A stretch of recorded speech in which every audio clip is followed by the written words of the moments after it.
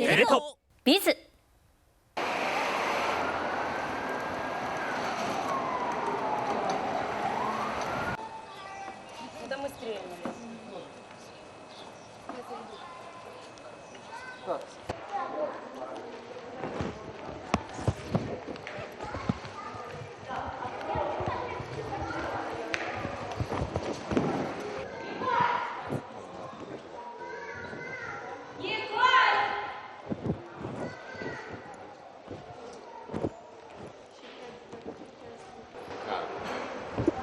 ちょっとこう見てもらうと面白いというとあれですけれども、興味深いのがこのパーテーションで区切られているところが実はコロナの隔離用のエリアだとちょっと中ベッドがあるんでちょっとだけ見てもらえるとそれを避難民の方のスペースとして使ってるってことですね。布団しかないエリアはもういないっていうことですしね。はい、結構だから空の部屋っていうのもあると、はい、こうした空の部屋も出ているほど、避難民の方が、最初の時期には一斉に押し寄せたのがいなくなっているところもあるということですね。はい、ウクライナに帰ったという人もいれば、うまくこう定住の地を見つけた人もいると。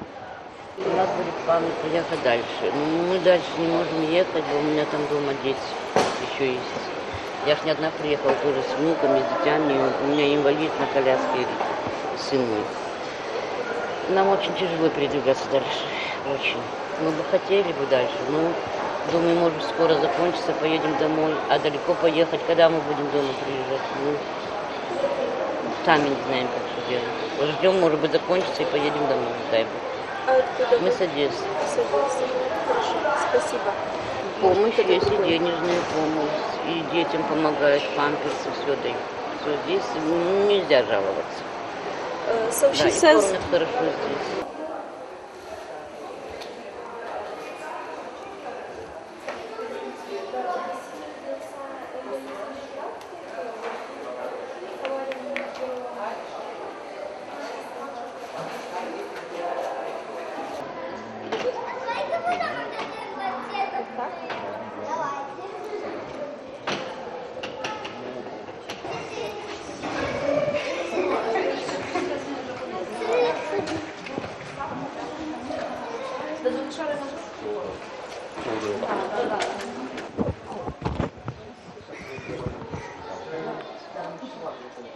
What kind of assistance do Ukrainians need? Starting of this crisis, a lot of people came here without right documents, without international passports. They can't go just with internal ID. A lot of kids don't have any passport. They have just birth certificate and etc. We explain what kind of documents they need to go from one country to another, what difficulties can be there, how they can get to embassy of Ukraine in Moldova, and what kind of questions they need to answer them, and etc. Something like this. Also, here is some kids who came here with their grandparents, but they don't have any documents, right, agreement of their parents to come with their grandparents too. They have just birth certificate. Also, we establish these kind of questions too, and help with these things. People go to other countries of European Union, and the small part go back there in Ukraine, but it's a small part just because they are saturated with that crisis. They want to go home, they want to go stay away from this home, they're stressful, and at the moment they don't understand that in Ukrainian it's a war, but they want to go home, and without any reasons they want to go and stay in their home and their usual life, because it's a problem too, because those people who came back, I don't know what's going to be there. We explain them, please think about it, it's not safe there, please think one more time. We have a lot of programs for European Union countries, and also you can stay in Moldova for legally till the end of the war. It's not a problem, you can stay here, be accommodated here, we welcome. Also here we have some information about conditions in different countries. For example, in Austria, and here you can scan this thing, and sorry, my phone.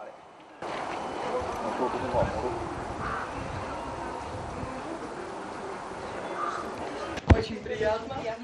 Снова. Hello. Yeah. My name is Natalia. I'm Wataru. He's cameraman Taki. I will write. It's hard to pronounce. Letter by letter. Yeah, Japanese Okay. name. Yeah. Okay. Экологически. Он биологически он хороший, он просто очень закопченный, потому что когда он на плите находится чайник, очень сложно его сохранить как бы блестящим и таким. Очень теплые люди, очень душевные люди, очень хорошо встречают и очень хорошо помогают, это правда. И это очень приятно. Потому что это было, ну как, мы понимали, что люди везде есть, ну так, чтобы везде, мы не ожидали даже. И помощь здесь достаточно, молодцы. Мы, лично я считаю, что это большое дело они делают. Надо. Yeah, you can. You want to film? Yes, a little bit. Yes. Before. Okay. Our film. Yes. Ne? Put a little bit of sour cream on this. Yeah. ほら中にこうお肉、この中にお肉とか、で周りがキャベツで包まれてる。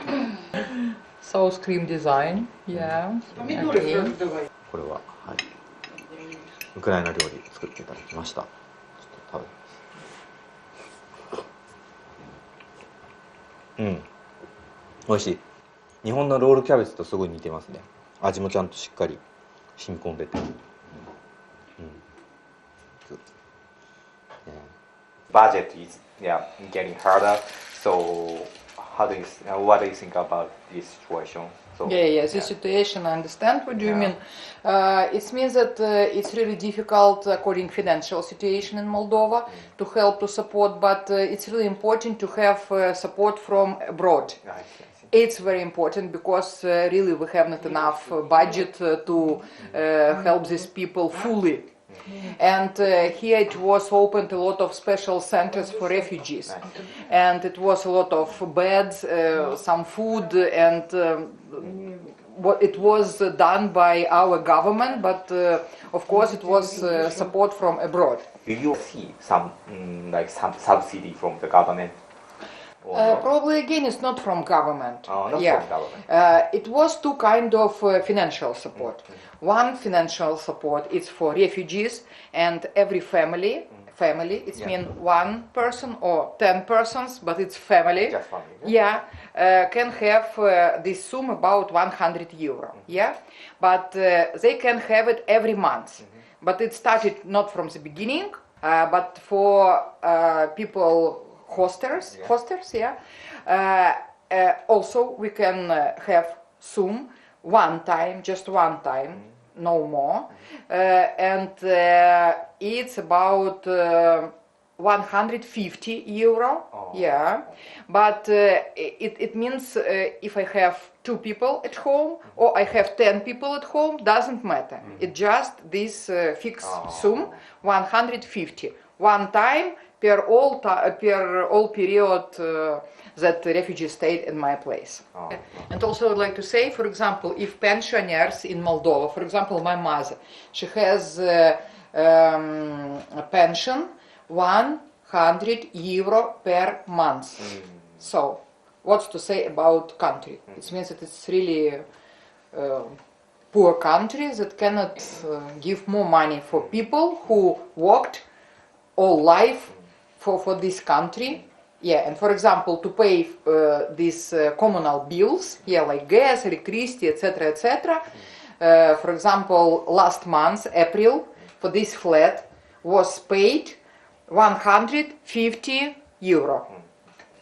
Yes, it's so. It's important, and we're really thankful that it's happened. Yeah, and we can support Ukrainian people with support of international society. Больше, я старше.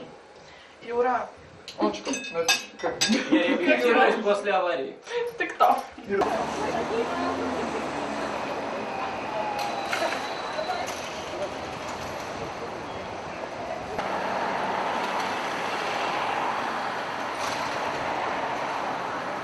モルドバ共和国、ヨーロッパの中でも最も貧しい国とも言われている場所です。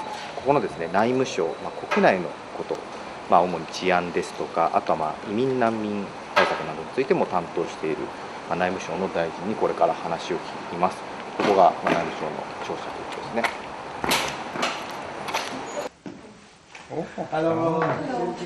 So I'm Wataru from TV Tokyo. Nice to meet you. He's cameraman Taku. Yeah. So how do you support the refugee, like something like that? Yeah. Yes. Well, we are the Ministry of Internal Affairs, Yeah. so I'll definitely present you the situation from the perspective of internal affairs system. That is quite an increase in terms of the population, but also a huge pressure on all the administrative systems, health, social protection, education, and definitely the security one.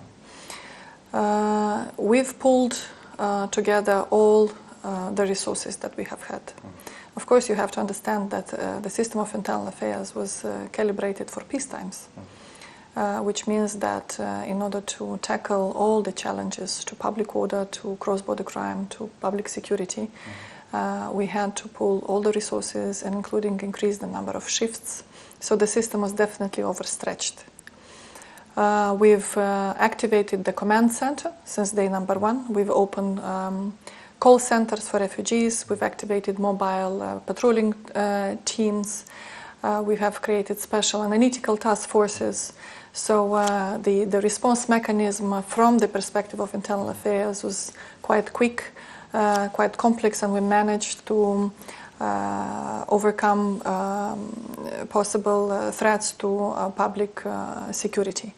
So, in addition to the refugees issue, so Moldova, as a country, Moldova faced with a big issue, economic problem. You know Exactly. that. So, yeah, the inflation rate is so dramatically increasing. So, unfortunately, it can have a negative effect because the poverty can be further deepened, and poverty is also a favoring factor to various specific categories of crimes.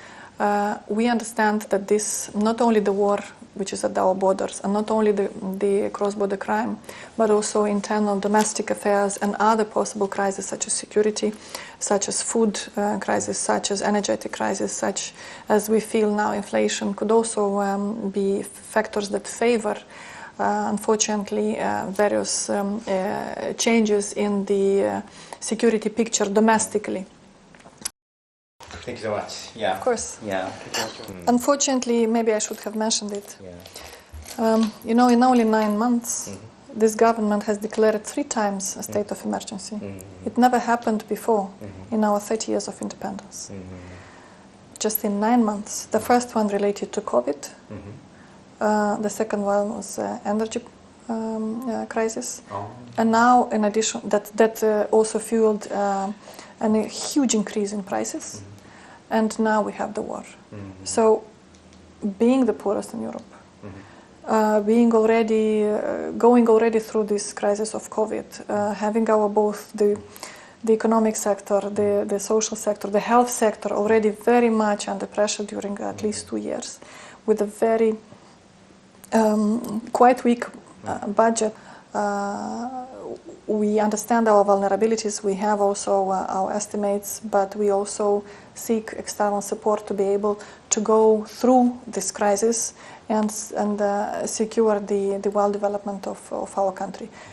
This effort is definitely as a pressure doubled because we are bordering with the war. And because we understand that any changes in the scene in Ukraine could eventually generate a second inflow. So we also have to stay ready for that, because we will leave no one behind the war. Moldova will continue to open its borders for the refugees.